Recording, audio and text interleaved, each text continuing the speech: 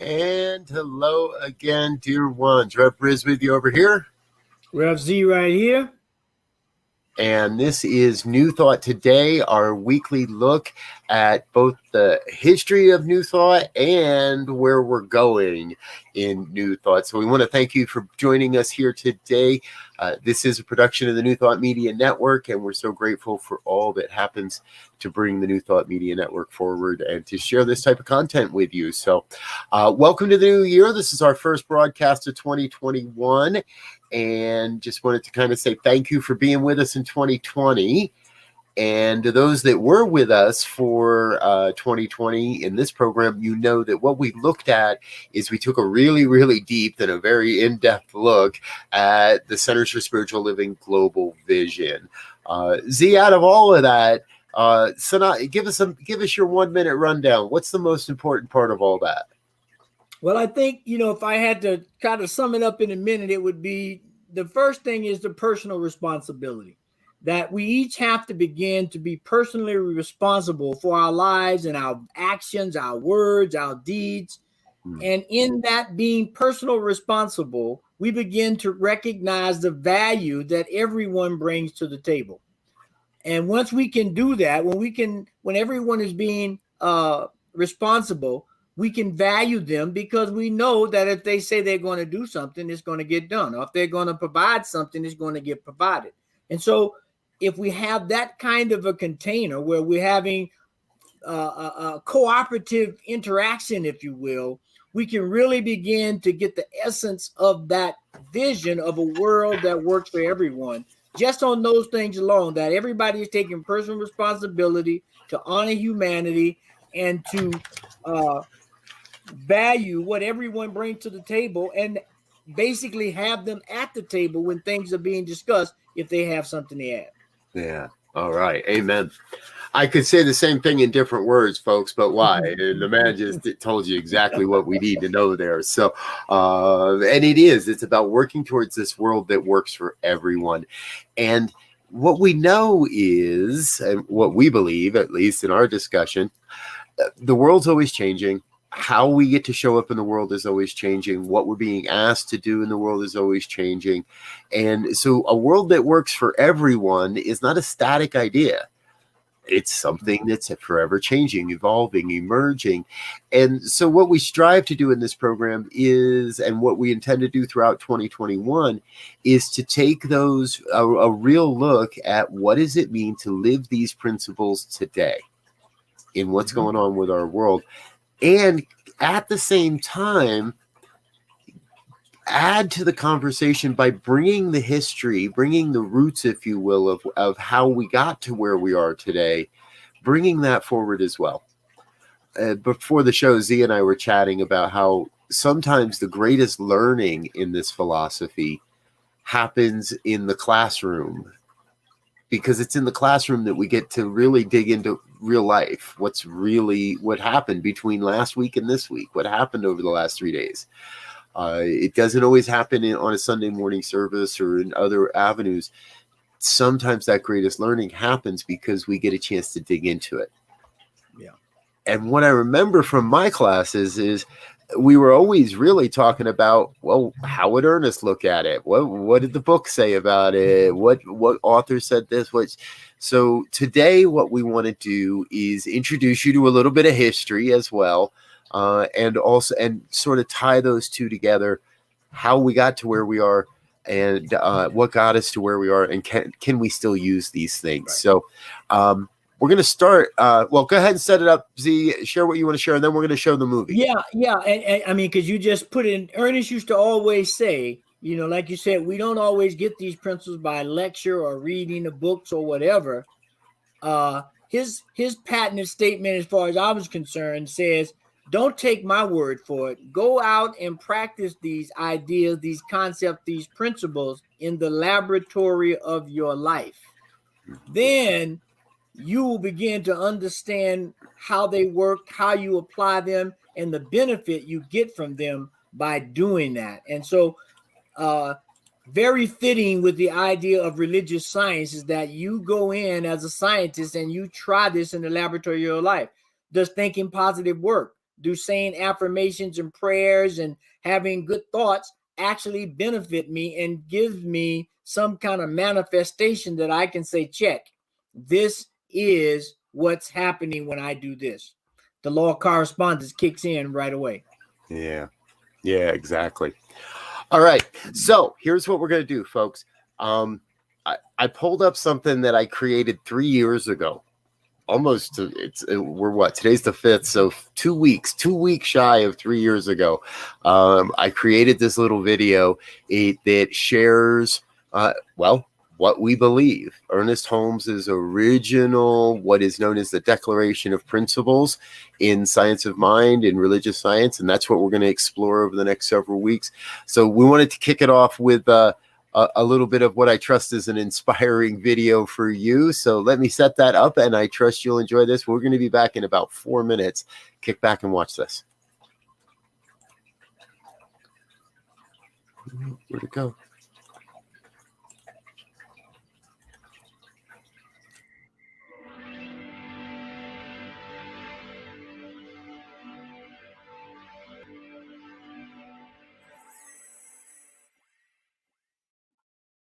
What We Believe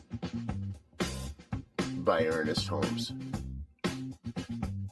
We believe in God, the living Spirit Almighty, one indestructible, absolute, and self-existent cause. This one manifests itself in and through all creation, but is not absorbed by its creation. The manifest universe is the body of God. It is the logical and necessary outcome of the infinite self-knowingness of God. We believe in the individualization of the Spirit in us, and that all people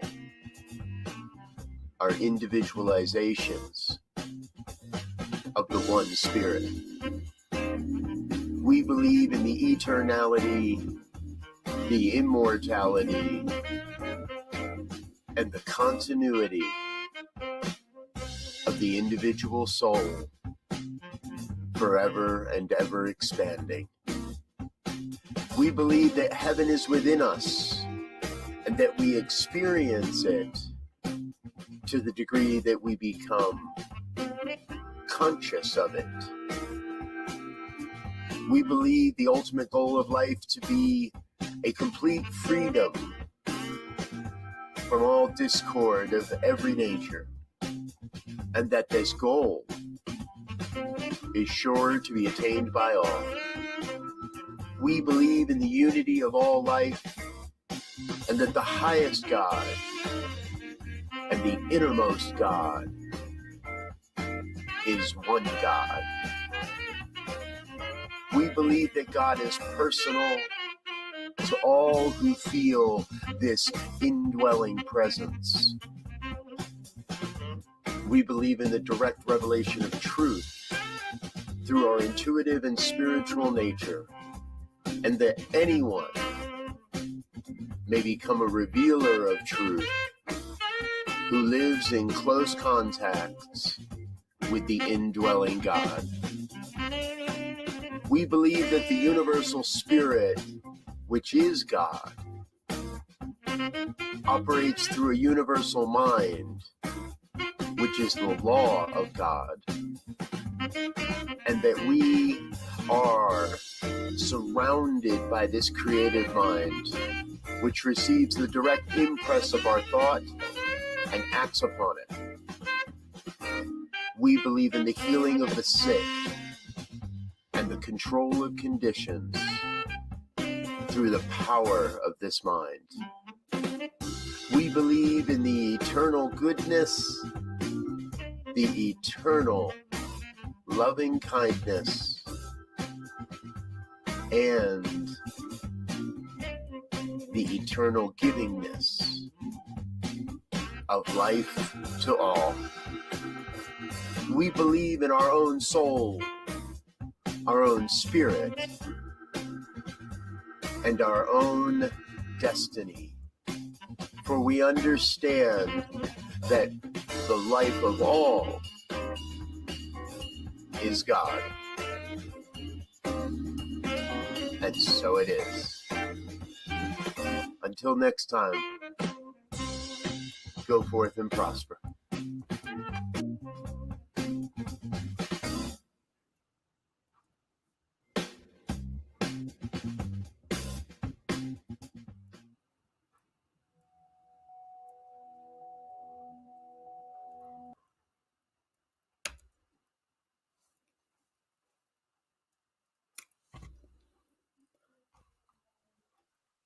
Mic's off. Oh, there we go. There we go. So, the first part of that, Z, is thank God my production quality has increased in the last 3 years. My audio production. I've learned a few things. Yes, yes. But really, in so many ways, folks, when we look at this and what we want to do is kind of dig in to this very first idea. We believe in God, the living spirit, almighty, one indestructible, absolute, and self-existent cause. Exactly. And it was always that last little bit that got me, that what exactly is a self-existent cause? Mm-hmm. Right? How do we determine? And so Z, I'm gonna throw that one right at you, unprepared, of course. That's okay. How do you share with people, what is this idea of a self-existent cause? Well, I think for me, what made it clear for me, and as we move now into quantum physics realm, we begin to be able to get an inkling of it, is that if we look at the quantum world, there are activities and elements, and there is this whole foundation, if you will, that everything sits on top of, from a quantum perspective. And we look at the concepts of non-locality and correlation of photons of light. And anytime we start talking about light and energy and all of those types of things, in my summation of it, it is spirit. That is the outpouring of God. That energetic spirit, photonic, if you will, energy that everything is created from. And so as we can see from the photonic world, things can emerge out of that, but it never stops other things from emerging, because it is a self-existing, indivisible self-cause. So it can cause things to happen spontaneously from that quantum realm, but it never wipes out the thing itself. Right. Exactly. I think, and that's key, right? That no matter how much is created, no matter how much we experience on the planet, the source is never depleted, can never run dry. And so I always look at it, that is that origination point. Cause is the origination point.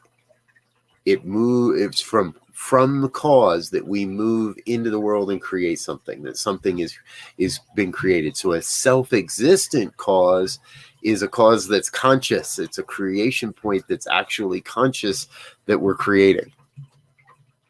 And I was going to say, you just maybe to put a little capstone on that, we can go to Einstein's statement that energy can't be destroyed, it can only change forms.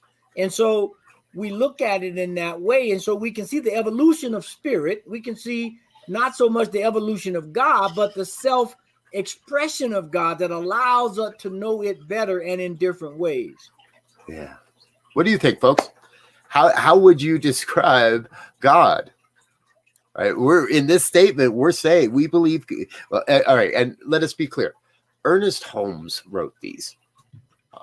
There's no question in the history of the science of mind, of religious science, that these statements were originally written by Dr. Ernest Holmes. Now, there is some debate, there is some, and if the great Reverend Marilyn Leo happened to ever hear this, I'm sure she might be able to clarify this for us.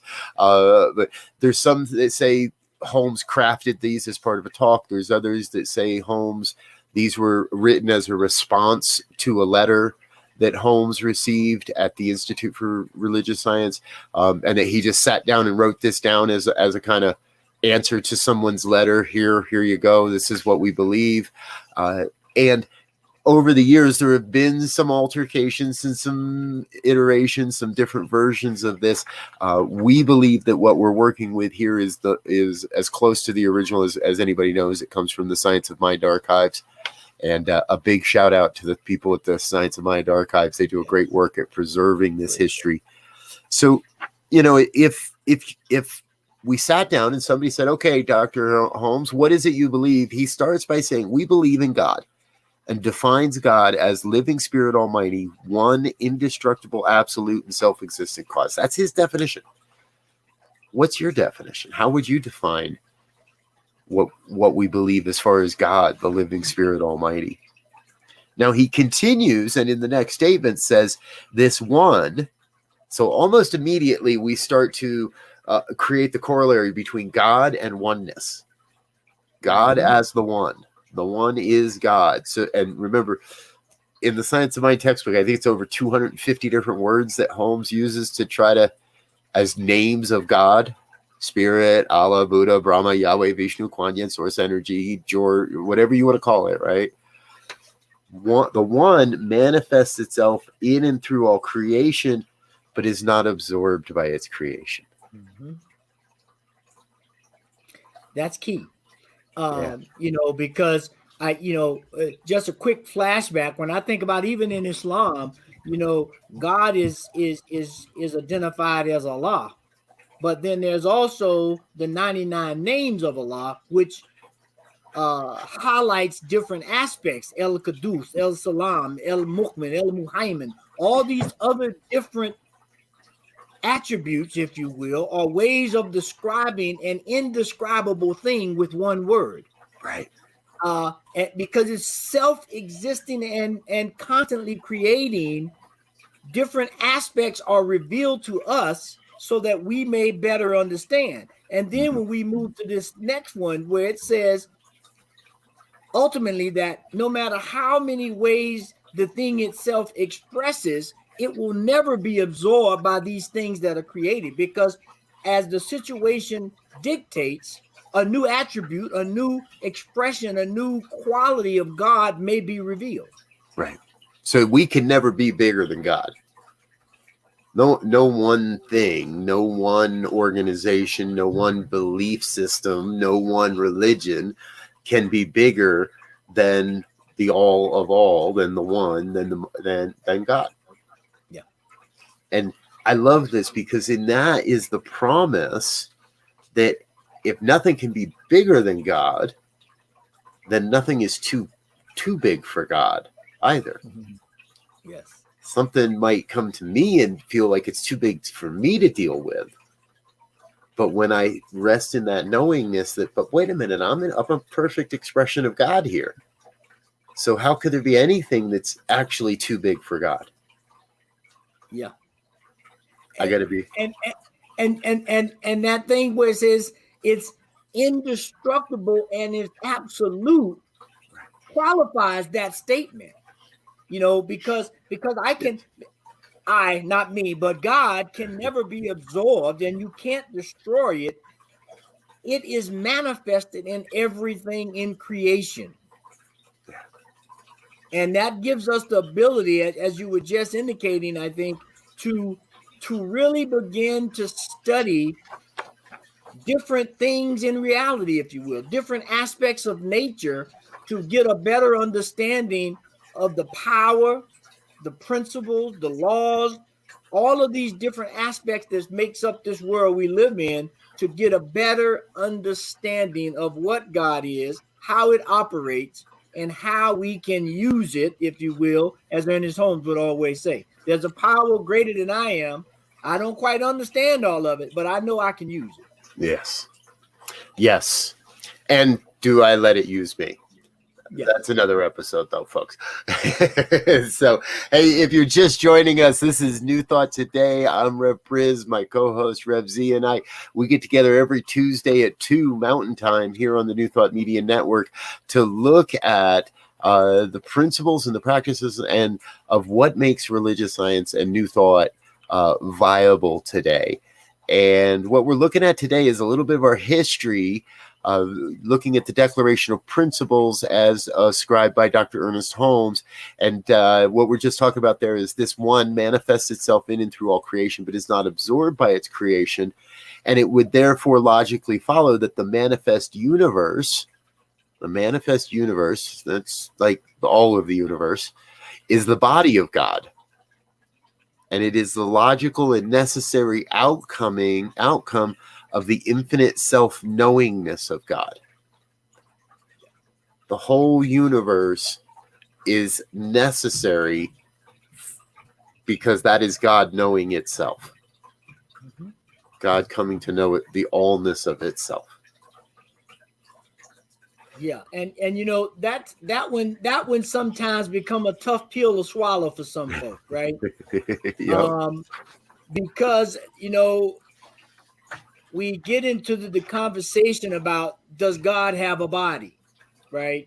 And we can go down that track and really go into some real heavy conversations. But I think from my study and understanding and my just intuitive hit is that this idea of the manifest universe being the body of God is a part of the dual concept of life as opposed to the spirit of God, which is God Almighty. So as the spirit of God, to exemplify and to exhibit my greatness and my vast understanding of principles and laws that operate in the cosmos, I can manifest things, people, places, mountains, animals, so that it is a reflection of me from a physical standpoint, but the ultimate standpoint of God is the spirit itself, as it says, the living spirit almighty, which from that quantum spirit realm, all things are possible, and this creation is one of those possibilities. Right.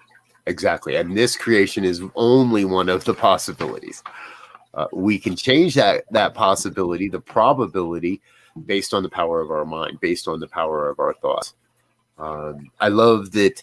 I've always had this, and part of the essence of my personal prayer work is that sense of knowing that the oneness that is life, that God already knows everything. It is yet, though, my personal revelation that opens up, from my experience, a greater opportunity within this experience of God, if you will, or body of God, if you will. And that's key, because it makes me go back to the word that you just said there was before you went into that statement was probability. So there's possibilities, but then there's probabilities, and there's a difference between the two terms. And the probability of a thing happening increases as certain laws and events and things are put in place. And so from our perspective as religious scientists, the more we use the science of mind to do a thing or to increase the probability of that thing, it becomes manifest as something that God is working through us, whether that's what we call success or good health or, you know, a helping hand. No matter what it is, it increases from a possibility, which all things are possible. But the more I activate the law and live those principles in my life, it now becomes more and more of a probability until actually it becomes the manifest thing itself.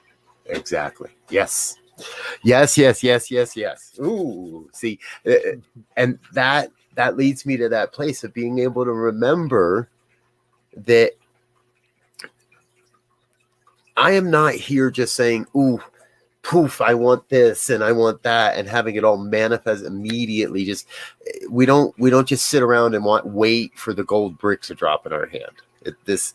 We are in the place of creating the environment and the conditions through our mental work, through the work of our belief, through the work of our prayer work, through the work of our meditation and all of our practices, to create the atmosphere where the possibility becomes the probability. And then the probability becomes the eventuality. It real quickly, it goes from becoming probable to, oh, this is happening.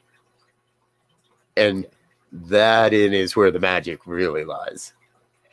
And something key you said there was this whole concept of environment that these things take place in. You know, one of Ernest's teaching instruments was the seed soil plant, Yes. which I think is just brilliant, because you can substitute the seed for the idea and so forth, and just go down that scale, in terms of how things go from a possibility to a probability to a manifestation.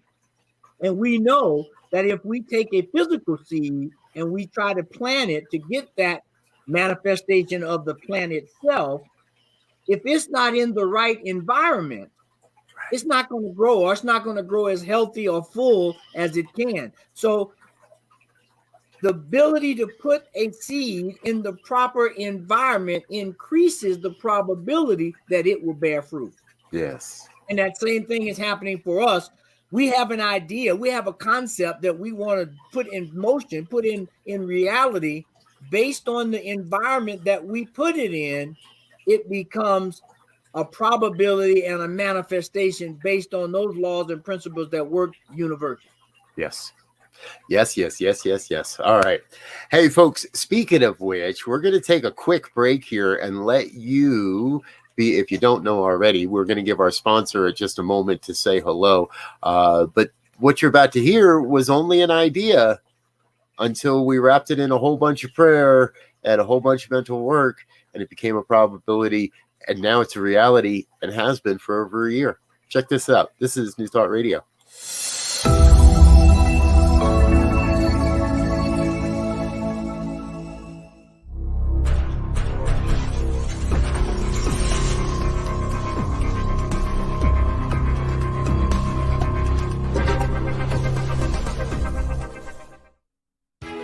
New Thought Radio, music from all your favorite New Thought artists.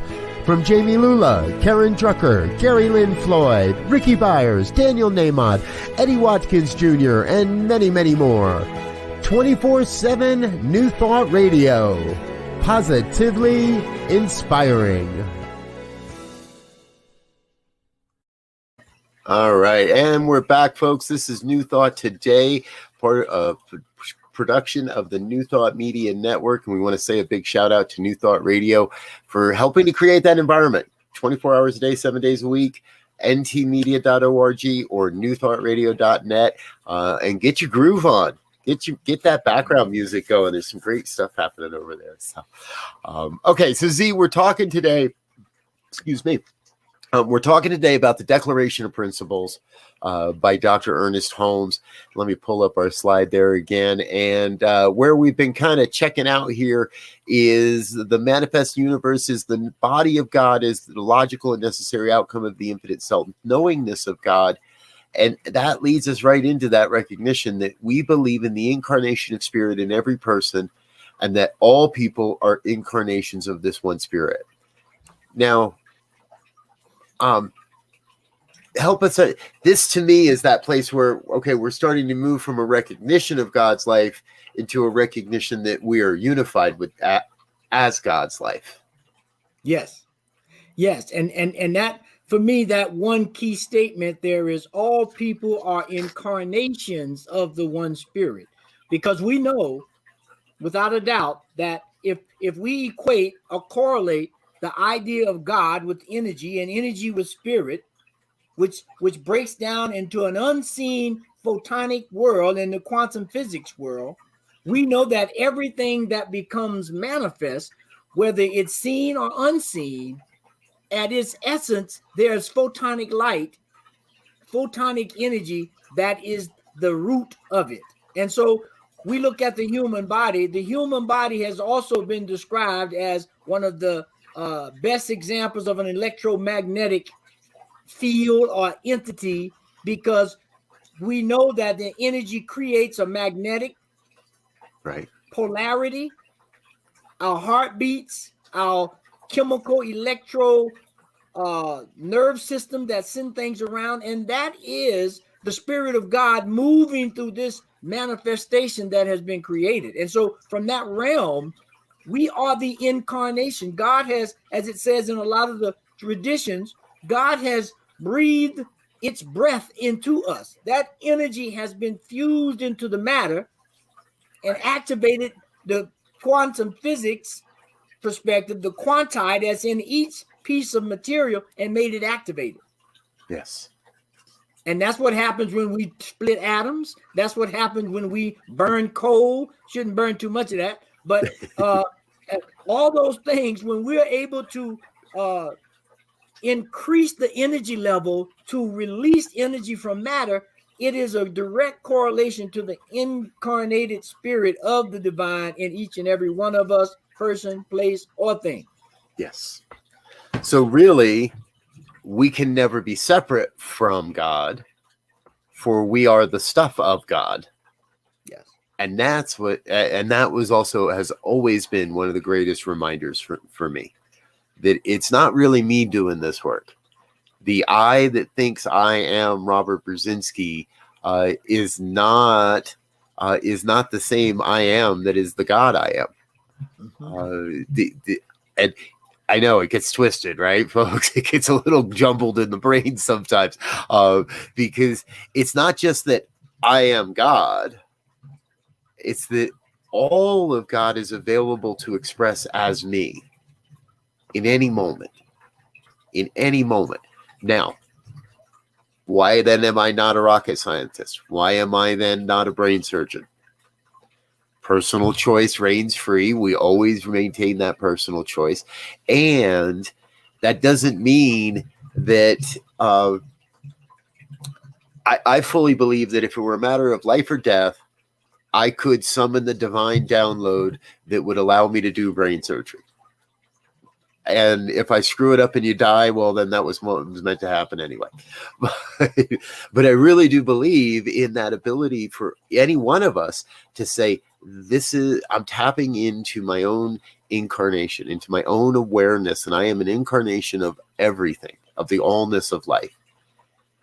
And live in that place of trusting that the knowledge and the wisdom and the insight and whatever's necessary for me to know in the moment shows up as it's necessary to know.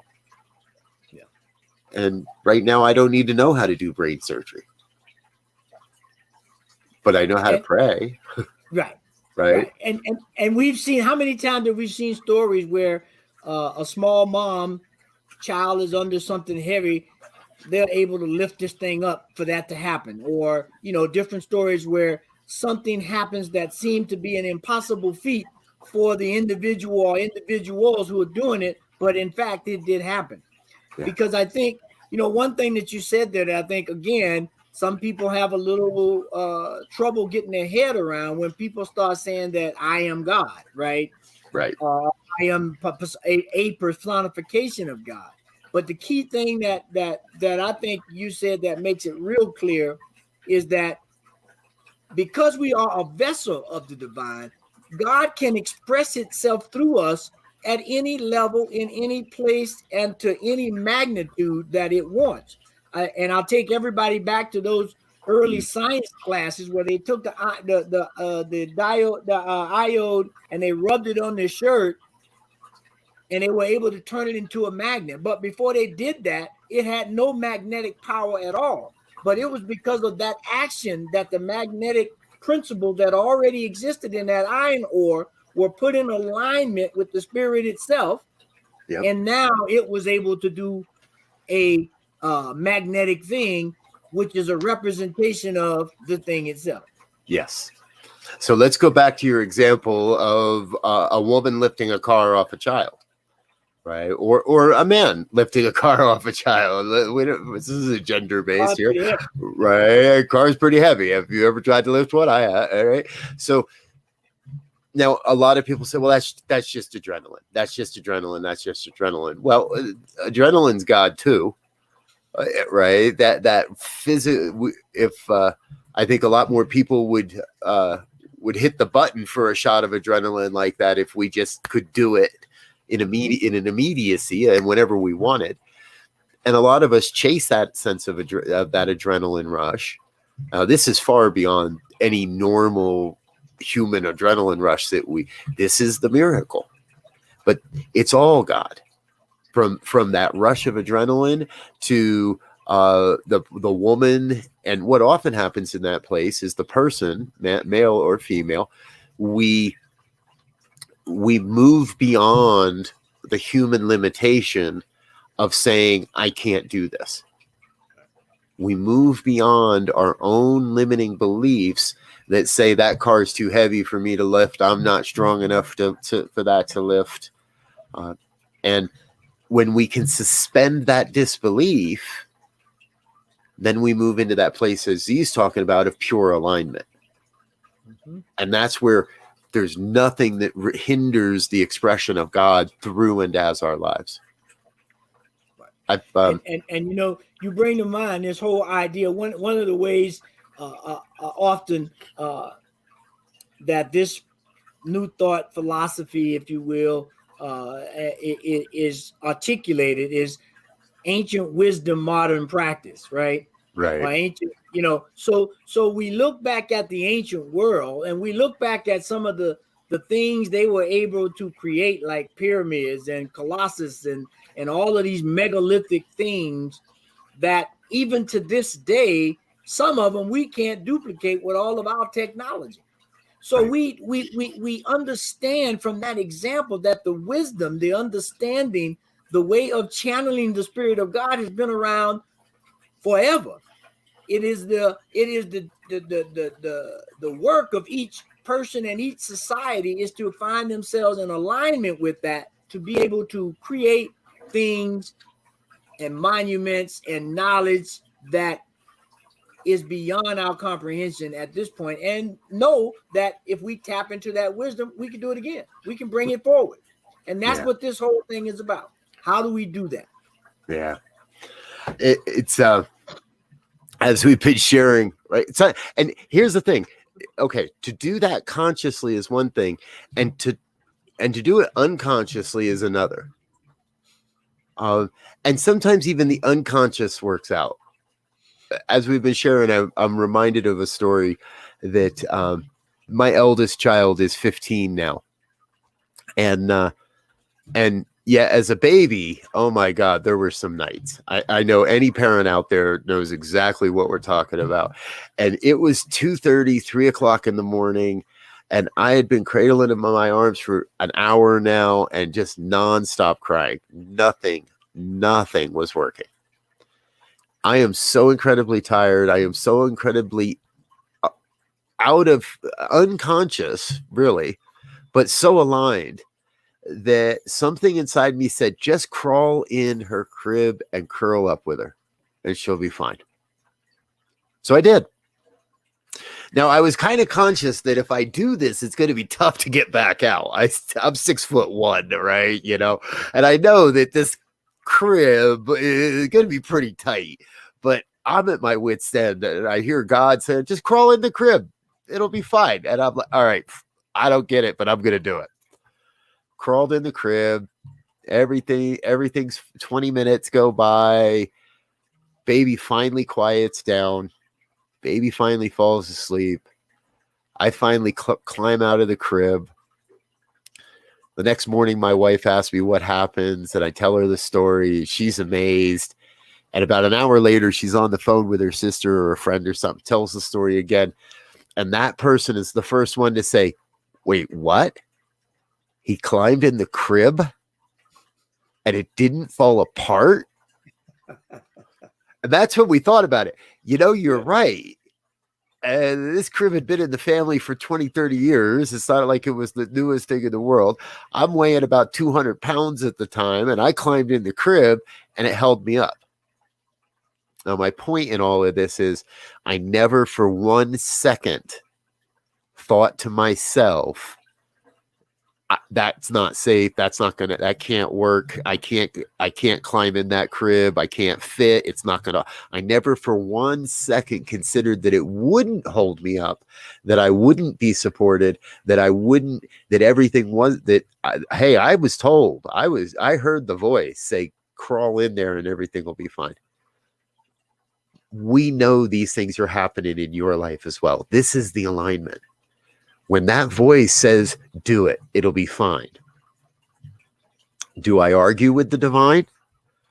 Or do I place my trust in that and say, okay, Yep. I'll follow orders. Yes, sir. Here we go. Well, and you know, and just think about it. How many times have we talked ourselves out of something because of little faith or trying to rationally understand it? And then for some reason at the end, we just follow through and the thing works. And we've spent, you know, X number of hours debating and all that, which we could have done that a couple hours ago and it'd been done. Yep. And then we think it's a miracle that it worked when it was like, no, it was destined to work. The miracle was that you actually listened. Yes, and that's the thing, you know. Part of the challenge that I found when you step into the metaphysical world and you're trying to create a map, if you will, between the seen and the unseen, is this ability to trust. Yeah. You know, we got all the evidence in the world. We've done, as they say in math, we've done the mathematical proofs, and we know as long as this holds and that holds and that holds, the equation on the other side is going to be the same.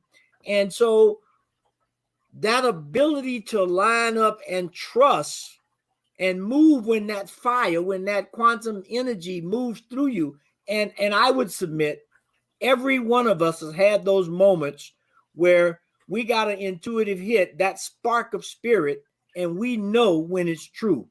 Yeah. Now, we may doubt it, but we know, and we always come back, and one of the classic thing is, I should have followed my first mind. Yep. I should have listened to myself the first time. Exactly. And you know, it does go both ways. I'm also in this discussion kind of reminded there are things that come through all the time that are part of the one that are not meant for me. Maybe I got in the way of the vibration. Maybe I stepped in front of somebody else's divine download. Maybe they need to hear it from me rather than somebody else to get it. I can't count how many great ideas have floated in and out of my head. And 6 months later, I see somebody else doing it. Or it's whether it's a product, whether it's a project, whether it's that idea. I have learned that not everything means you are the only one. You go do this. You go rush out and make this happen. There is a piece of alignment that says, wow, that's a great idea, but I don't know that that's mine to do. But perhaps it's just mine to share enough that somebody else picks it up. Well, and you know, two things. One, that idea that you just expressed is one of Carl Jung's cornerstones of the whole idea of the collective conscious and archetypes, right? Yep. Because one way that is explained is that we have these thoughts, and they come out of us, and they go up into the atmosphere, and they coalesce as clouds with ideas, and they rain down. And so there are plenty examples in history where someone in one place was studying how to make a telescope, and then we come to find out at that exact same time, 2, 3, 4 other people in other countries who had not connected with each other came to the same conclusion at the very same time, relatively speaking. And yes. So that just speaks to that eternality and that constant renewal from the spirit into us.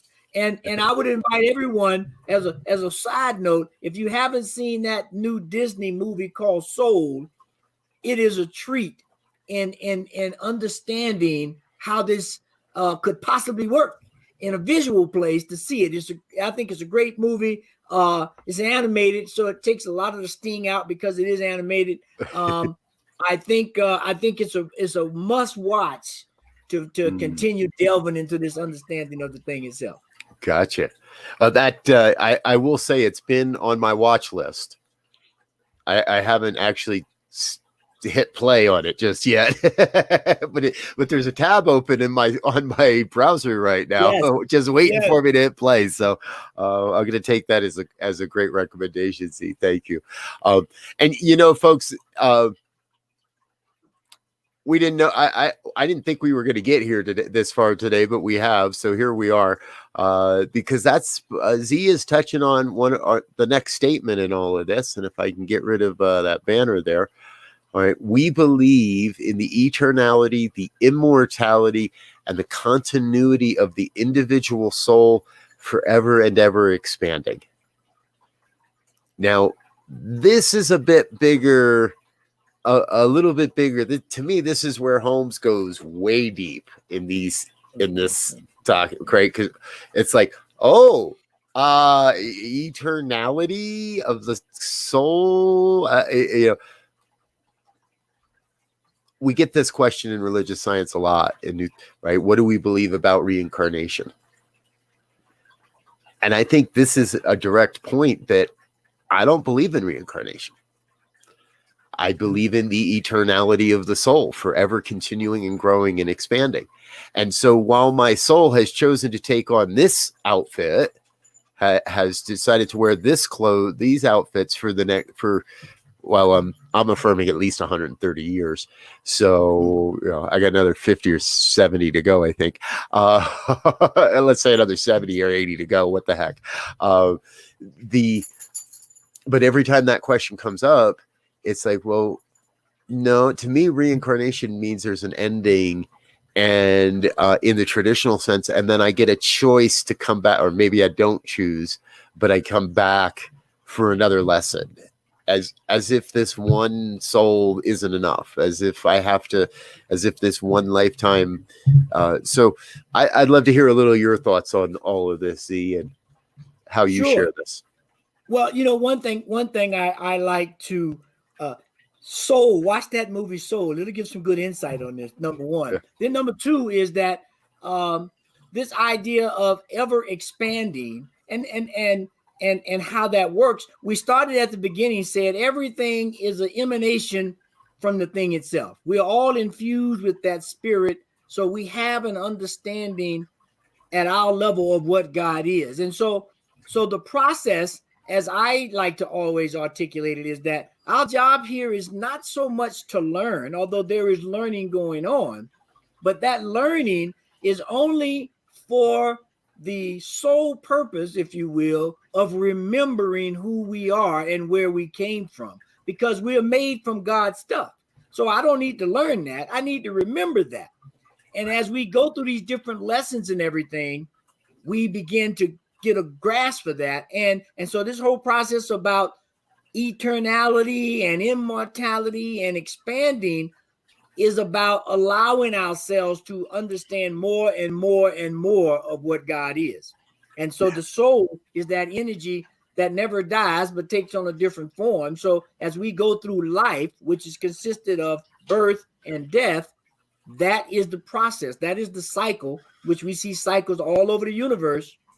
Mm-hmm. That takes place with us as well in terms of understanding God itself and ourselves in alignment with that. Yeah.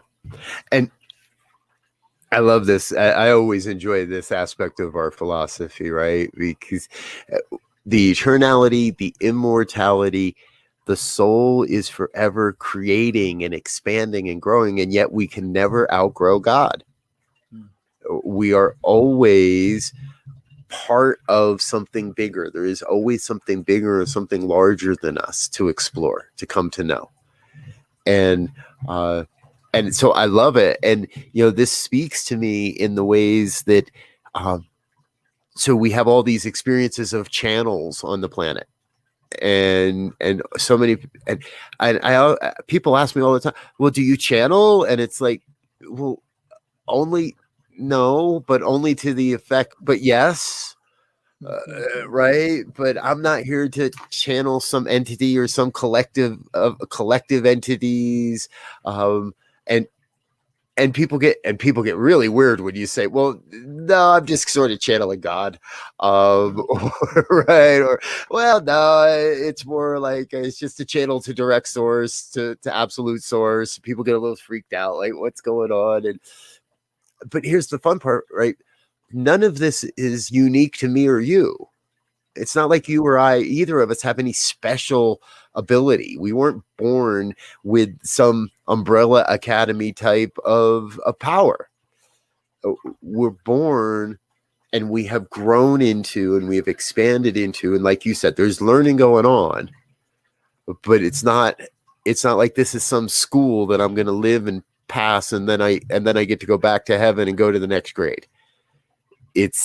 We're here, we're growing and expanding into the alignment, and as we find ourselves in that alignment, then there's no barriers anymore, there's no limitations anymore.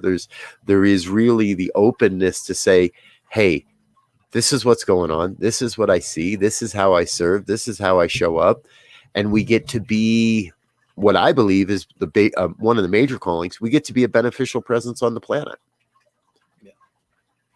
And I think, to add to that is that no one, no matter what philosophy or religious system or ideology one follows, there's always this concept of a prophet or a messenger, depending on which one of those systems of thought that you're aligning with. Right. They're channeling God, right? The difference between a prophet and a messenger is a prophet is supposedly one that has received a direct revelation that has been captured in some form, and a messenger is someone who's captured that or aligned themselves with that same message, and they come as a mouthpiece to confirm it, but not necessarily have something in writing. Well, if that's the case, we all have the ability to be channels for God, to get an inspirational thought through the quantum field and align ourselves with the thing itself and express that clearly. If we are in alignment, we are trusting, we are believing, we understand that there's an immortality and that God has manifested itself in all creation, boom, that can happen. But, as some people say, I'll let somebody else put a label on what I do. I'm just going to do what I do. And if it helps, amen. If it doesn't, amen. And then we keep moving. Yes, exactly. It's interesting. In many ways, these statements, what we believe, are as much about what we believe, but they really do point to how we live and how we can live, and a prescription for that livingness. And it's been said so many times, right? We're a human being having a spiritual experience. No. We're a spiritual experience having a spiritual we're a spiritual being having a human experience. I think we're a spiritual being having a spiritual experience, and as the humans. Way as humans. And Holmes, from these writings and from the earliest, and this is what I've always loved about Science of Mind, and you touched on it earlier, it doesn't teach us what to believe. It teaches us how to think, how to believe, how to question, how to take this stuff and live it, so that we are not just a mouthpiece for it, but actually living it in the laboratory of real life. Yes. Proving to ourselves that these principles work. Yes. I don't need to prove to you they work. If it's working in my life, I don't need to prove to you they work, right? I just need to prove to me they work, because if they work for me, then I can keep making them work for me.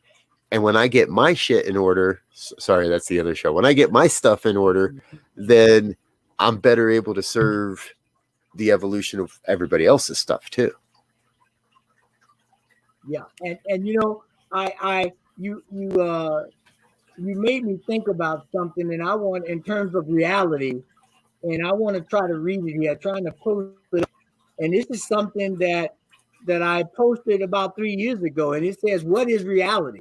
Reality is not something abstract or theoretical. It has nothing to do with philosophy. Reality is the understanding of relationship, in being aware at every moment of our speech, our conduct, and the way we treat other people, the way we consider others. For behavior is righteousness, and in that there is reality. Oh yeah. All right, folks, we need Z to post that online so we can all find it, right? You got to share that one around. Can't keep that one to yourself. I will do it. I will. I'll put it on my Facebook post. I'll post the memory. Yes, thank you. I love it. Right, this is what it's all about, folks. It's coming to that place of saying, okay, I get this stuff intellectually. Now, how am I going to use it? There is a power for good in the universe, and you can use it. The question is, how are you going to use this? Now, we're going to suggest you use it for good. We're going to suggest you use it in a way that uplifts humanity, that inspires humanity, that brings forward more good, more prosperity, more abundance, more love, more joy, all those things. You can use it on the other side of the equation if you want. But you might end up in politics. Oh, wait, did I say that? Yes. But you might not like how it serves you in return. Mm-hmm. Yeah, and that's I saw something that a cousin of mine posted the other day, and I'll try to find it and put that out too, repost his post, where he was talking about, he took words and said, here's a 4-letter word that's angry and fear or something like that. Although anger and fear are not the same in length, but he went through these contrasting ideas and said something to the effect that a sword is double-edged; it cuts both ways. So it's up to you, the wielder of that information, the wielder of that sword, to determine and make a effort of how you're going to use it. And that's what this stuff is. The principles, the laws, the same law that creates heat from my house is the same law that creates an atomic bomb. It's just how I use it, right? Yep. The same light that lights up a light bulb, and the same light energy that creates a laser that can do eye surgery, the same concept, same law applied in different ways, and you get vastly different results. Yep. I always remember one of the early lessons I had in this philosophy was from one of the Bob Proctor appearances on a movie somewhere, and he would say, you can use electricity to cook a man's dinner or to cook the man. Yeah. Which do you prefer? I prefer to cook a man dinner. Yes, exactly. Well, hey, look at this, folks. We have effectively done it. You have invested another hour of your life in learning a bit more, we trust, about the New Thought philosophy and how you might use this philosophy in your life on a day-to-day basis. So I'm Rev BRZ. I'm Rev Z. This is New Thought Today. We'll be back with you again next Tuesday, 2 p.m. Mountain Time, and every week thereafter. Right now, we're looking at Ernest Holmes's famous and iconic Declaration of Principles, What We Believe, and we'll continue that conversation next week. Until then, peace and blessings. Peace and blessings.